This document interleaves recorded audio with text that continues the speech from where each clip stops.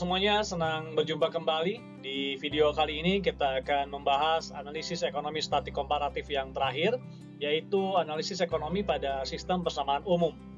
Kita akan mulai dari pembahasan mengenai teknik matematika yang dipergunakan dalam analisis ini, yaitu teknik diferensial dan derivatif total, serta derivatif fungsi implisit, sebelum kita melakukan analisis pada model hipothetical sistem pasar.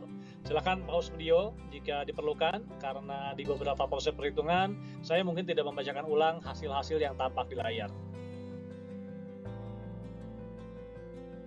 Baik, kita mulai pembahasan kita dengan dua konsep ini, diferensial total dan derivatif total. Keduanya terkait dengan bagaimana sebuah fungsi berubah ketika kita memvariasikan input variabelnya. Namun tentunya ada perbedaan mendasar dalam cara kedua pendekatan ini menghitung perubahan tersebut. Diferensial total digunakan ketika kita memiliki fungsi yang tergantung pada beberapa variabel independen.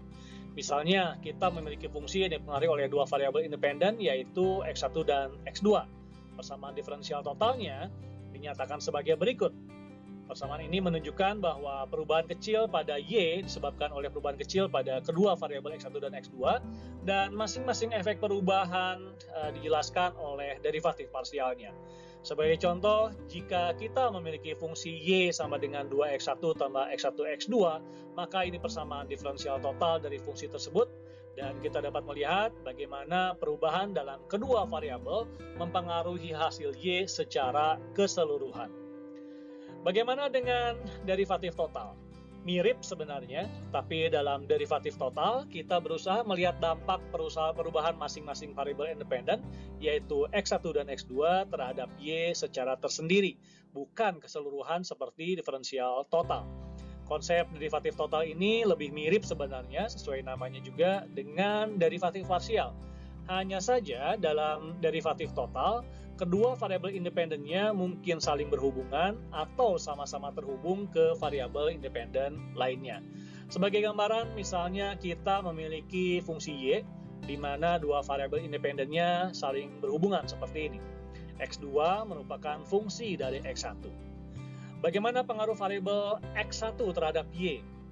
Pengaruhnya bisa terjadi secara langsung, ya ini senilai derivatif parsial Y terhadap X1, atau secara tidak langsung melalui X2 sebesar dx2 dx1 dan kemudian dari X2 ke Y sebesar dY dx2. Dari persamaan diferensial sebelumnya, kita bisa dapatkan derivatif total dy dx1 sebagai berikut.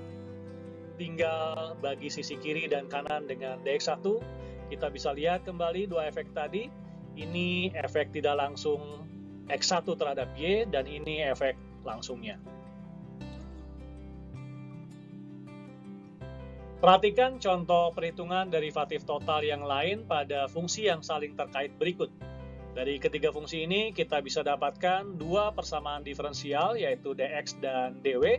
Seperti sebelumnya, untuk menemukan pengaruh z terhadap w atau dw dz, kita bagi kedua sisi persamaan dengan dz. Kemudian dx dz kita sesuaikan dengan informasi diferensial x sebelumnya, sehingga persamaan diferensial menjadi seperti ini. Inilah hasil akhirnya. Kita bisa petakan langsung bagaimana pengaruh z terhadap w dalam diagram berikut. Ini adalah pengaruh langsung z terhadap w. Ini adalah pengaruh kedua melalui Y dan dari Y langsung ke W. Ini adalah jalur ketiga melalui X. Dan terakhir, Z mempengaruhi W secara tidak langsung melalui Y, lalu ke X dan ke W. Jadi seluruh dampaknya ternyatakan dalam hasil total derivatif langsung maupun diagram jalur pengaruh. Ada satu jalur langsung dan tiga jalur tidak langsung. Beralih ke aturan derivatif fungsi implisit, kita bisa bedakan fungsi eksplisit dan fungsi implisit melalui ilustrasi persamaan berikut. Pada fungsi eksplisit, variabel Y secara eksplisit dinyatakan sebagai fungsi dari X1 dan X2. Sementara itu pada fungsi implisit, fungsi Y hanya didefinisikan secara implisit oleh persamaan, bahkan mungkin tanpa diketahui bentuk spesifiknya. Pada slide sebelumnya kita ketahui diferensial fungsi Y yang terdiri dari dua variabel independen X1 dan X2 adalah sebagai berikut, di mana F1 dan F2 masing-masing adalah derivatif parsial fungsi Y. Untuk fungsi implisit kita, diferensialnya dinyatakan seperti ini. Kita substitusikan dy pada persamaan dengan dy fungsi eksplisit, dan dengan penyederhanaan persamaan, berturut-turut kita dapatkan persamaan-persamaan ini. Hubungan-hubungan berikut juga bisa kita dapatkan, dan nilai kedua persamaan akan sama dengan 0 karena X1 dan X2 tidak saling berhubungan. Hasil akhir dari proses perhitungan ini adalah dua persamaan ini yang merupakan formula derivatif fungsi implisit. Jadi secara umum, derivatif parsial sebuah fungsi bisa dihitung dengan rumus derivatif fungsi implisit seperti ini. Ini adalah contoh perhitungan derivatif parsial fungsi Y terhadap X1 menggunakan teorema fungsi implisit. Kita sekarang coba gunakan pada model keseimbangan pendapatan nasional pada video kita sebelumnya. Masih ingat dengan reduced form ini ya? Bila dikonversikan ke dalam persamaan implisit, kita dapatkan persamaan seperti ini.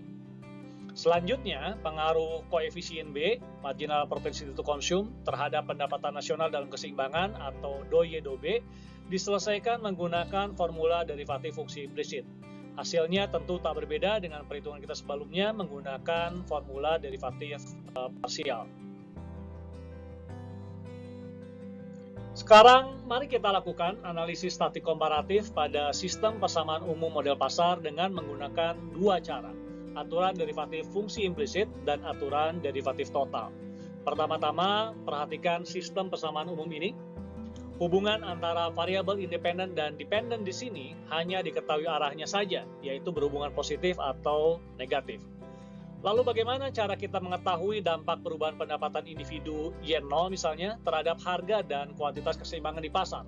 Atau bagaimana tanda dari kedua derivatif ini? Dalam bentuk persamaan implisit, kondisi keseimbangan pasar bisa dinyatakan sebagai berikut. Tidak ada excess demand di pasar. Dalam keseimbangan, tingkat harga juga merupakan fungsi dari pendapatan individu atau Y0. Dalam bentuk diferensial, persamaan keseimbangan bisa dinyatakan sebagai berikut. Berikutnya, untuk mencari dp dy0, kita gunakan aturan derivatif fungsi implisit. Hasilnya bernilai positif karena berdasarkan restriksi model di awal, kita memiliki nilai-nilai ini untuk setiap derivatif parsial. Artinya, kenaikan pendapatan individu atau Y0 akan meningkatkan harga keseimbangan di pasar. Untuk mendapatkan hubungan kedua, dq dy0, kita cukup gunakan aturan rantai yang menghubungkan pengaruh Y0 secara tidak langsung ke jumlah penawaran atau S. Kita tidak gunakan derivatif D terhadap Y0 atau dd dy0 karena pengaruh langsung Y0 terhadap D dan pengaruh tidak langsungnya melalui P keseimbangan memiliki tanda yang berlawanan sehingga hasilnya nanti tidak konklusif. Dengan aturan rantai pada sisi penawaran, kita dapatkan hubungan positif antara pendapatan individu dan kuantitas keseimbangan. Dengan demikian, kenaikan pendapatan individu Y0 juga akan meningkatkan Q keseimbangan di pasar. Untuk menjawab pertanyaan yang sama menggunakan aturan total derivatif, kita jabarkan dan turunkan df terhadap Y0 seperti berikut. Ini adalah hasil penyederhanaan persamaannya serta hasil derivatif dp dy0. Hasilnya sama persis dengan hasil perhitungan menggunakan teorema derivatif fungsi implisit.